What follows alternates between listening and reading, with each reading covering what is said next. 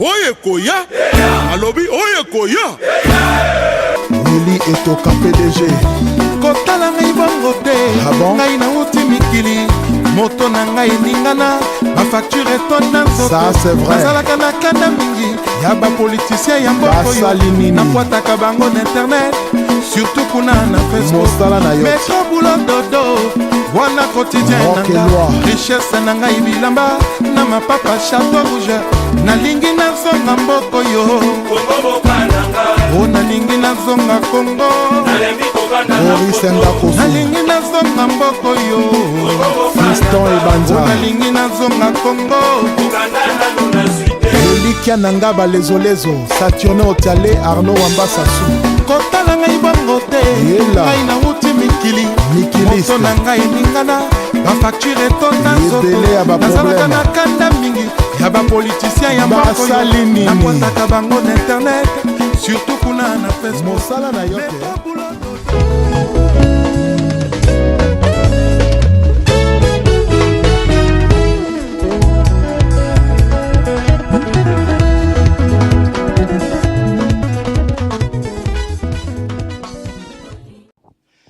Mesdames et messieurs, bonsoir. Le dimanche prochain, 15 janvier 2017, la communauté congolaise de Washington va se déplacer pour élire son nouveau président. Eh bien, oui, il existe une communauté congolaise ici à Washington, à l'inverse de toute la population congolaise qui n'a pas pu voter en 2016.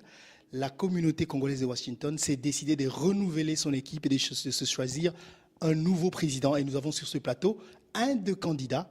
Il s'agit donc de Monsieur Christian Kanonga qui est avec nous sur ce plateau, avec qui nous allons parler.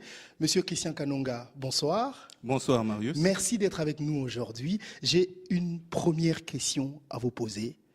Pourquoi voulez-vous être le président de la communauté congolaise de Washington?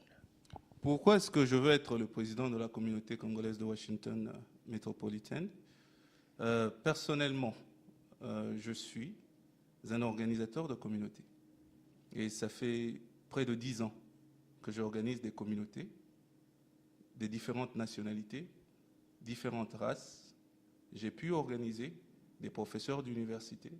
J'ai pu les aider à former des organisations comme des syndicats qui les permettent de négocier des contrats syndicaux avec couverture médicale, avec un nouveau salaire. Mais chaque fois que je faisais cela, mon amour pour le pays, mon patriotisme, me disait pourquoi est-ce que tu ne peux pas faire l'appareil pour tes frères qui sont dans la région. Parce que voyez-vous, quand je suis arrivé dans cette région, il n'y avait pas de structure organisationnelle pour la communauté. Et j'ai pensé que je pouvais commencer déjà une structure. Et quand j'étais en train de faire mes petites recherches, on m'a dit qu'il y avait déjà un groupe qui avait déjà commencé une organisation dénommée la CCWM.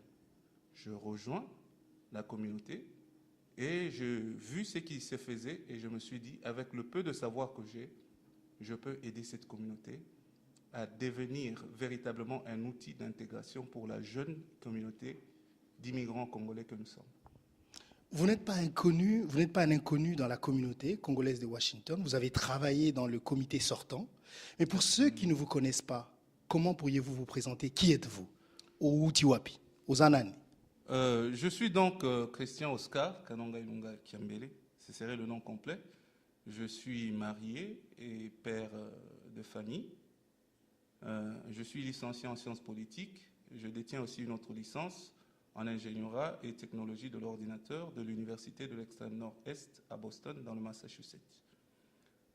J'ai travaillé à Boston comme consultant en ordinateur pendant un temps, jusqu'à ce que la crise, la grande crise qui a secoué le pays, la récession vers 2007, a frappé aussi à la porte de ma compagnie. On m'a remercié, je me suis retrouvé sans emploi.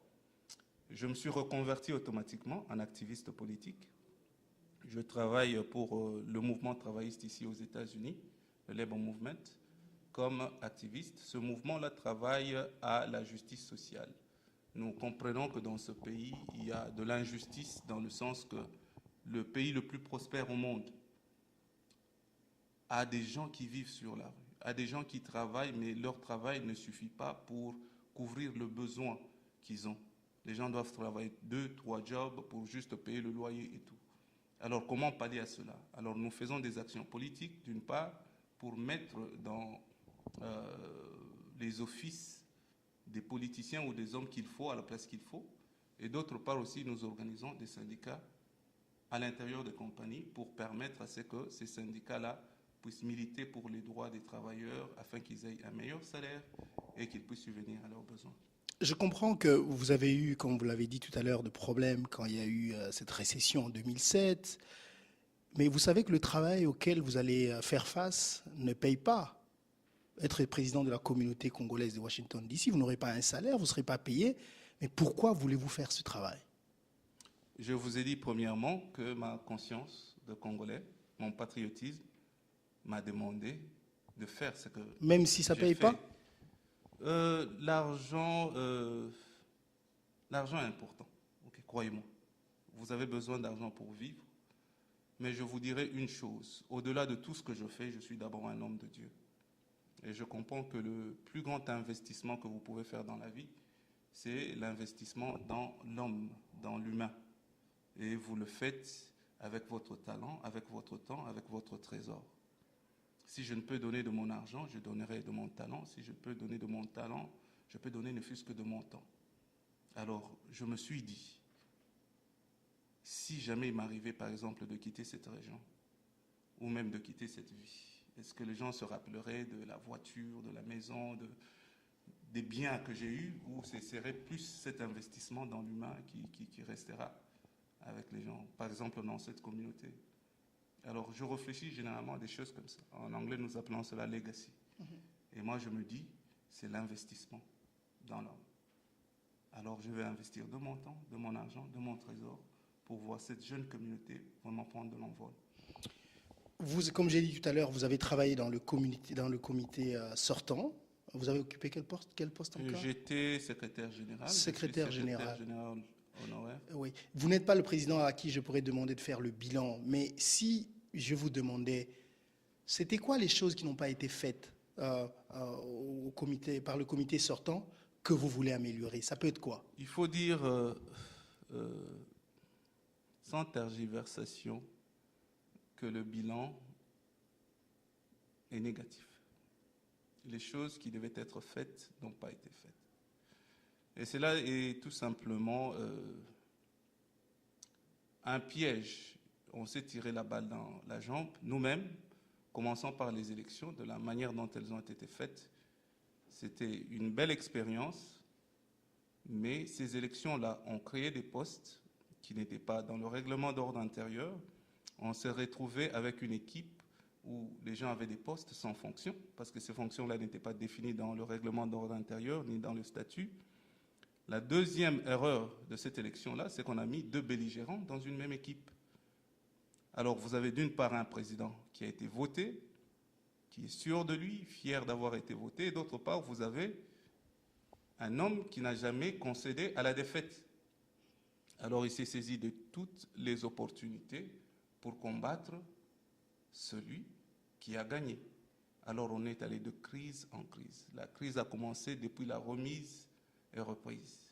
Déjà, la remise et reprise, le perdant ne voulait remettre ni les clés. On s'est retrouvé avec deux websites, dédoublement de websites. On s'est retrouvé avec beaucoup de querelles comme ça. Et on a passé plus de temps à gérer les querelles qu'à gérer en fait cette organisation. Et comment comptez-vous vous en sortir? Bon, l'une des solutions, c'est ce que vous voyez derrière moi. Cette fois-ci, on ne va pas m'imposer une équipe. Si jamais je devenais président de l'organisation, je viens avec mon équipe, je viens avec des gens que moi je me suis choisi, que je connais, qui vont travailler avec moi. Déjà, cela nous met dans un cadre où un peu plus ou moins, je dirais, on n'aura pas de conflit. J'espère qu'on aura pas. D'accord. On va revenir aux gens qui vous accompagnent tout à l'heure, mais j'ai une question que j'ai posée il y a 2 ans aux candidats qui ont concouru. Être président de la communauté veut dire que vous connaissez cette communauté, vous connaissez où les gens habitent, vous avez un passé parce que vous avez travaillé avec eux. Quelle est votre expérience dans la communauté congolaise de Washington DC, personnellement et connaissant individuellement les Congolais vivant à Maryland, à Virginia et à DC? C'est une jeune communauté. Elle n'est pas vraiment différente des autres communautés des immigrants dans la région.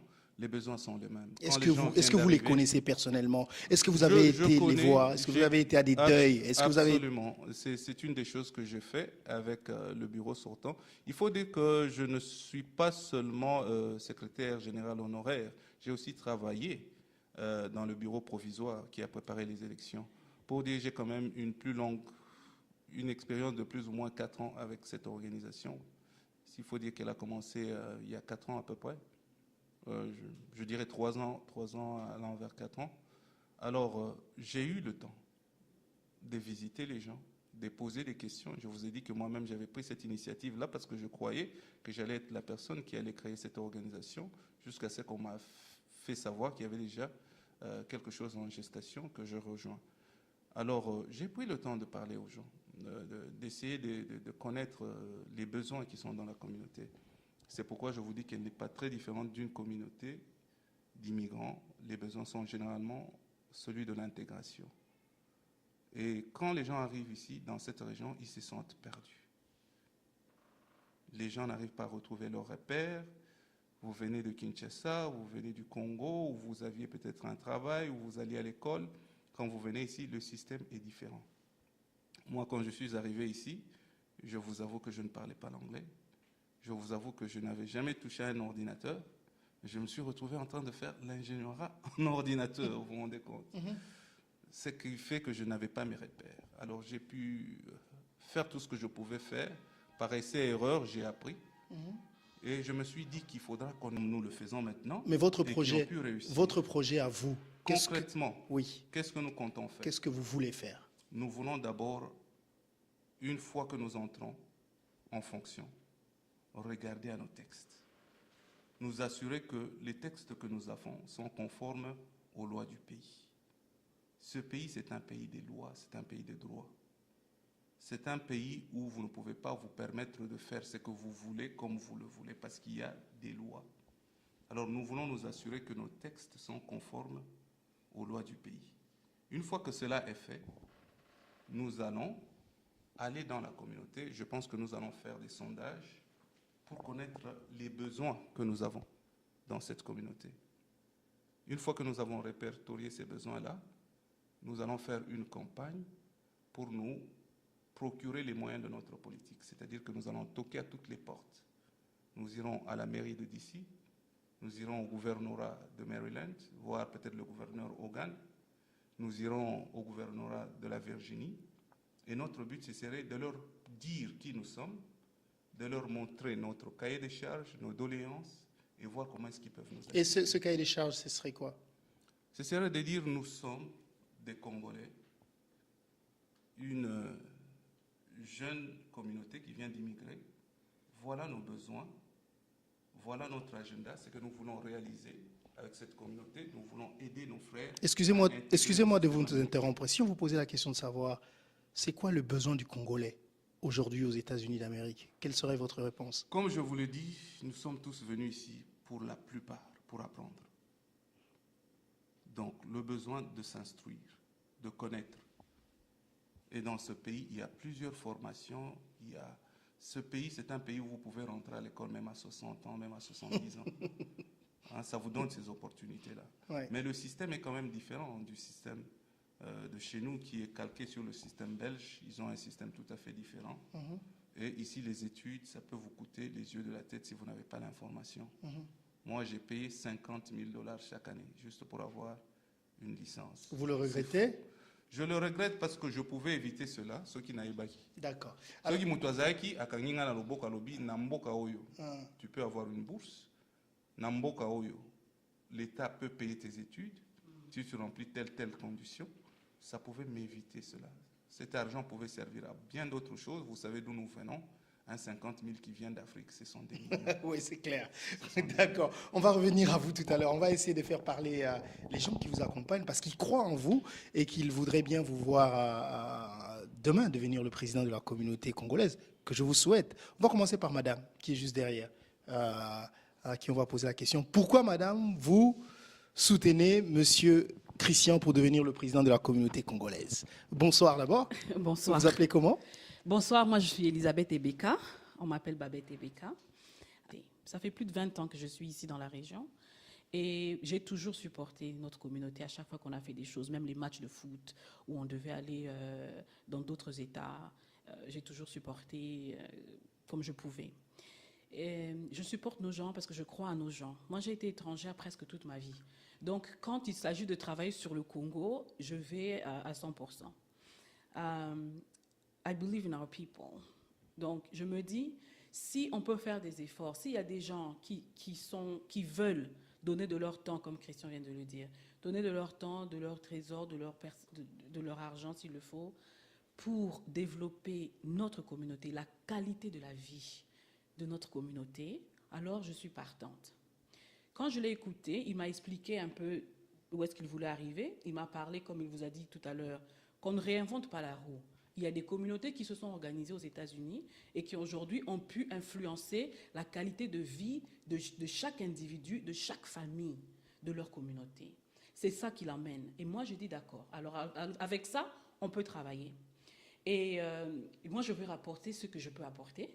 Et je pense que c'est ce que nous devons tous faire. Personnellement, je ne pense pas que nous soyons réellement en échec aujourd'hui, que la communauté soit en échec. Pourquoi? Comme je vous ai dit, ça fait plus de 20 ans que je suis là. Donc, le fait seulement qu'on ait une communauté, pour moi, c'est positif.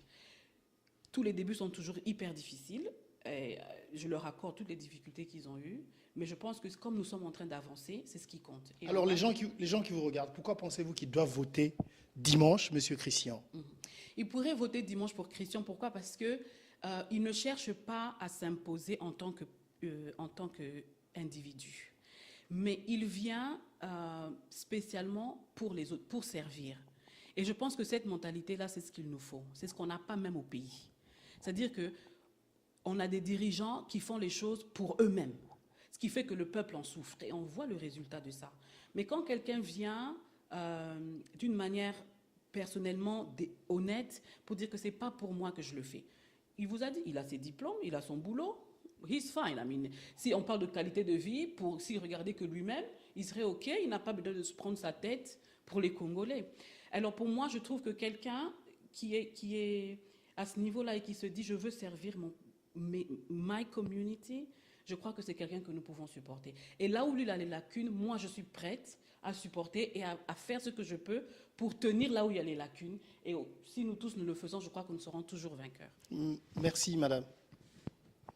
Quelqu'un d'autre qui n'est pas présenté dans la communauté, c'est Enoch Yassa. Vous savez, il est dans l'organisation de beaucoup de choses. Enoch, c'est un plaisir de t'avoir. Bonjour. Bonjour. Voilà. Je préfère qu'on parle avec toi en lingala parce que français peut léguer, même si je sais que tu parles bien français. Ouais. Alors, Enoch, dis-nous, tout le monde te connaît. Il faut pas voter, Monsieur Christian. Pourquoi vous soutenir? Bon, moi, vraiment, personnellement, Nazana Kati Alikambo, plus pour les jeunes. C'est vrai que on a suivi de loin ou de près depuis il y a communauté ou il y a communauté qui a 3 ou 4 ans passés, et on a suivi aussi de près comment ils essayaient un peu de gérer les choses pendant aux communautés aux sortants. Alors il n'y avait vraiment pas assez de politique. Il y a qu'au promouvoir les jeunes, le bien l'intégration, c'est vrai, l'intégration de tout le monde. Mais nous, en tant que jeunes, nous pensons aussi, parce que si on est en train de voir combien de jeunes qui viennent ici pour étudier ou combien de jeunes qui arrivent ici, soit dans différentes manières, il y a green card ou des soirs comme ça, mais ils ne se retrouvent pas parce que la plupart d'entre eux ils arrivent ici sans les parents. Et ça devient un problème sérieux. Et on doit vraiment avoir une politique qui sera capable de gérer, d'essayer de soutenir ces gens-là. Parce que mes parents, peut-être, mais surtout moi, une famille, des soirs comme ça. Moi, personnellement, je suis aussi un de cas. Donc, quand je vois les gens arriver, j'ai toujours ces trucs-là d'essayer d'avancer vers eux. Comprendre leurs soucis et puis aider de la manière où Bisotoko aider. Mais s'il y avait une structure bien établie, ça serait important. Donc moi, ma voix, c'est plus pour les jeunes. J'ai causé vraiment avec beaucoup de jeunes au bazar préparé au quota parce que aussi il y a un autre problème. Tu peux remarquer que non, banda et banda jeune baza vraiment involved te na makambo wana bamona on eza makambo mikolo eza makambo papa na ba maman. Or que c'est pas ça. Les jeunes ont un dynamisme et permettre que mamoussous peut avancer. Alors ça sera aussi une de nos priorités à comme camper qu'on rassembler bango kocha bango na kati. Alors un message à tous les jeunes qui doivent venir voter dimanche. Tous les jeunes de Maryland, de la Virginie et de DC. Et quand je parle de Maryland, je suis aussi de voir aussi surtout précisément Bana Baltimore, Bana Maryland à Koto et Silver Spring et d'autres gens m'entendent partout aux alliés. En Ignoso, le 15 Oyo, dimanche prochain, tout Zala, tout na pona vote ça ma dimanche bozanga te boyi ba numéro na biso bo contacter biso pour voter. Vous devez être inscrit membre effectif de la communauté ba application ezali to bobenga biso boyi comment contacter biso na biso yebani. Donc on va vous montrer comment le faire et puis tout le monde a les 15 wana to ya voter parce que ezali comme na biso donc we must stand and then va avancer quoi. Merci Enoch. Un autre jeune qui vous soutient, Monsieur Christian. Oui. Apparemment, vous en avez décidé d'amener les jeunes avec vous parce que c'est vrai que les jeunes ils sont un tout petit peu délaissés quand même dans ce genre de choses. La jeunesse, c'est quelque chose dont on ne peut se passer. Ouais.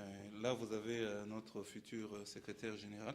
Au cas où, on vous souhaite bonne chance. Monsieur, bonjour, bonsoir. Bonsoir. Vous appelez comment? Mon nom c'est Aubin Deshakisanga. Alors Aubin, dites-nous pourquoi vous soutenez Monsieur Christian? Je le soutiens parce qu'il m'a exposé son programme pour la communauté et je pense que son message d'inclusivité, inclure tout le monde, tous les Congolais, ça me va vraiment droit au cœur. Et puis le désir qu'il a d'intégrer tous les Congolais qui arrivent dans cette région, à travers sa vision, c'est ça qui m'a vraiment poussé à vouloir le soutenir. On a rarement vu des jeunes s'intéresser à ce genre d'initiative, donc on peut dire que c'est une révolution aussi. Et pourquoi vous voulez faire partie? Il dit même que vous seriez le prochain secrétaire. Oui, les jeunes s'intéressent au fait, mais c'est vrai, comme il a eu à l'expliquer, il y a eu un peu de... les jeunes se sont retirés vis-à-vis Makamundeng et Banay Goleka. Et on s'est senti un peu déjà délaissé parce que Batouba Kontata Abiso Penzate, vu qu'on est jeune. Et puis, moi personnellement, je suis venu à quelques réunions de la communauté. Je ne vais pas vous dire combien j'étais un peu déçu de la façon dont les choses étaient. Mais comme Pasteur Babed l'a dit, le projet communautaire, c'est quelque chose d'important. Ce n'est pas du jour au lendemain qu'on aura une communauté parfaite. D'ailleurs, on n'aura jamais. Mais c'est au fur et à mesure. On doit continuer à travailler et avoir espoir. Et le fait qu'on est en train d'inclure les jeunes, nous aussi, on pourra apporter notre pierre à cet édifice que beaucoup d'autres ont déjà commencé à bâtir. D'accord. Merci beaucoup, Aubin. Et peut-être un message à tous les jeunes, les inviter à venir dimanche? Jeune Boya Belé, il y a Baltimore, il y a DC, il y a Virginie, Boya Rovote Biso. Président Christian Azapena Muto, il nous faut pour la communauté parce qu'Azoya Kosale l'année congolais. Alingi pe biso nyoso tozalaka bomoko. Donc tout ça la nyoso pour voter le 15 à Silver Spring.